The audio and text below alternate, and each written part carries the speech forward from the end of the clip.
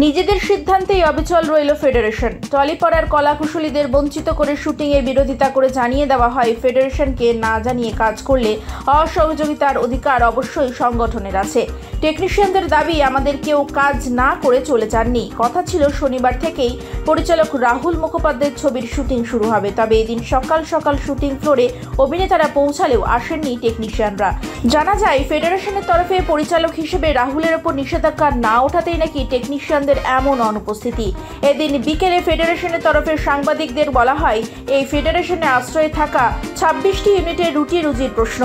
দৈনিক 7 থেকে 8 হাজার কলাকুশলী যারা দিন আনি দিন খায় পরিস্থিতিতে কাজ করেন, তারা কাজে অসহযোগিতা করতে চাননি, তারা কাজ করতে চান। সুতরাং টেকনিশিয়ানরা কাজ না করেই চলে গিয়েছেন, এই তথ্য সত্যি নয়। টেকনিশিয়ানদের দাবি, ফেডারেশনকে না জানিয়ে কাজ করলে অসহযোগিতার অধিকার নিশ্চয়ই আছে। আমাদের কেউ কাজ না করে চলে যাননি। সেই সঙ্গেই তাদের দাবি, পরিচালক রাহুল মুখোপাধ্যায়কে চাই না, উনি ক্রিয়েটিভ প্রডিউসারই থাকুন। আইন মেনে কেউ শুটিং করলে আমরা সহযোগিতা দিতে রাজি। এজিএম এর সিদ্ধান্তে সেখানে মাননীয় সভাপতি, সম্পাদিকা সহ আরও কাউন্সিল মেম্বাররা ডাইরেক্টর্স গিল্ডের পক্ষ থেকে ছিলেন। সেখানে সর্বসম্মত প্রায় 150 জন কাউন্সিল মেম্বার ফেডারেশনের প্রায় 26টা গিল্ডে সিদ্ধান্ত নিয়েছেন।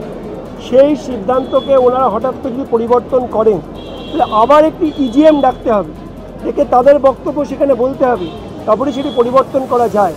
একটি সংগঠন, এটা তো রাস্তার নয়, এটা সংগঠন। এই সংগঠনে যদি কোনো নীতি পরিবর্তন করতে হয়, যেখান থেকে নীতিটি নির্ধারণ হয়েছে সেখান থেকেই পরিবর্তন করতে হয়। শুটিং বন্ধ হবে, কোনো মেল, কোনো ইনফরমেশন আমাদের কাছে নেই।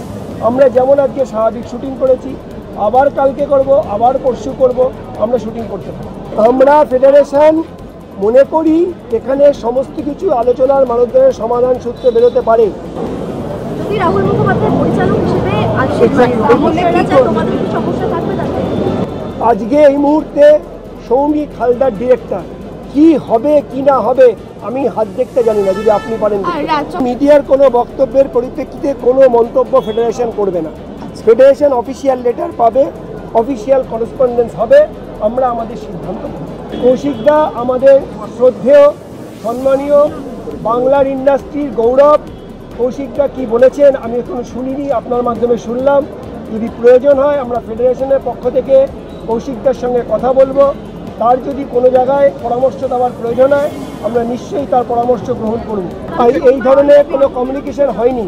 যদি আমাদের কাছে কোনো মেলের মাধ্যমে কমিউনিকেশন হয়, আমরা তার উত্তর দেব।